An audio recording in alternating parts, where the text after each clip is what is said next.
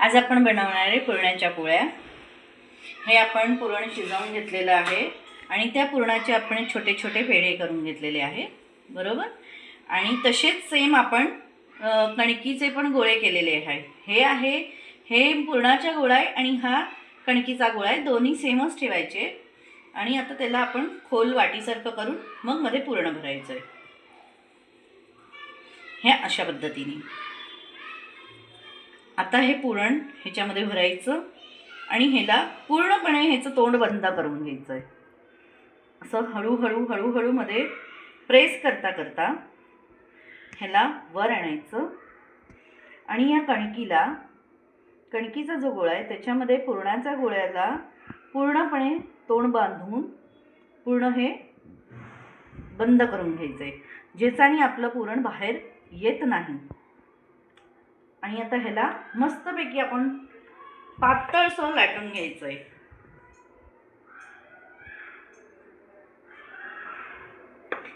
तुम्ही हे वरती पाहत आहात, एक पुरणाची पोळी मी घातलेली आहे, त्याला व्यवस्थित तूप लावून शेकायची आणि ही पोळी मस्तपैकी अशी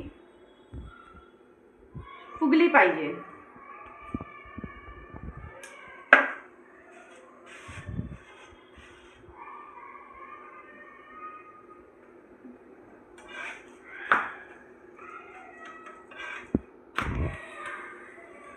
आता ह्याला असं हळूहळू लाटणं फिरवायचं आहे आणि ह्याला अगदी पातळ आणि असं लंब होईस्तोवर व्यवस्थित गोल लाटून घ्यायचं आहे। पुरणाच्या पोळीला अगदी हळूहळू अलगद हाताने लाटायचं, नाहीतर पुरण बाहेर येण्याची शक्यता असते आणि जर पुरण बाहेर आलं तर पुरणाच्या पोळ्या फाटतात आणि मग ते खाण्यासाठी आपल्याला मजा येत नाही। म्हणून असं हळूहळू आपण लाटणं फिरवून मस्त सगळीकडनं पातळ करून व्यवस्थित लाटून घ्यायचं आहे, ह्या पद्धतीने सगळीकडनं सारखी लाटली गेलेली पाहिजे। आता आपली ही पोळी शेकून झालेली आहे, पाहत आहात तुम्ही कशी फुगत राहिली आहे।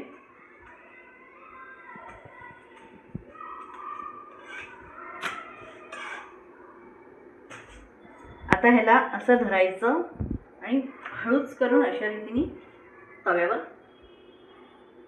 पोळी टाकायची। ह्याच